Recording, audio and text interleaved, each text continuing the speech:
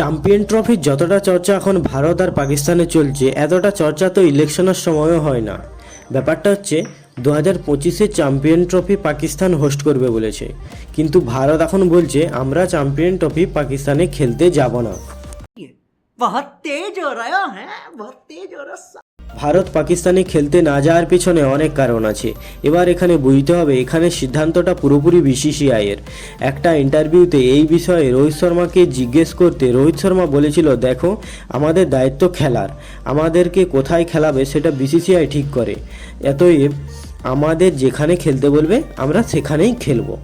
আর recently India versus South Africa ম্যাচের পর এক পাকিস্তানি ফ্যান সূর্য কুমার যাদবকে জিজ্ঞেস করে তোমরা কেন পাকিস্তানে খেলতে আসছো না, সূর্য কুমার বলে এইসব আমাদের হাতে থাকে না।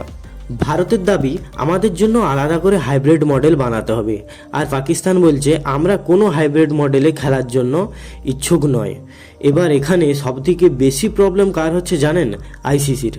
কারণ সবাই জানে যতটা ইনকাম ভারত আর পাকিস্তানের ম্যাচে হয় ততটা অন্য কোনো ম্যাচে হয় না। তার জন্য আইসিসিও খুব চিন্তায় পড়ে গেছে।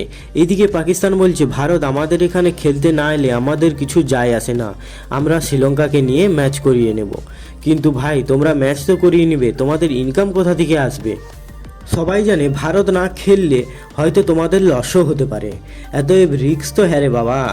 তোমাদের কি মনে হয় ভারত কি চ্যাম্পিয়ন ট্রফি খেলতে পারবে এরকম পরিস্থিতিতে?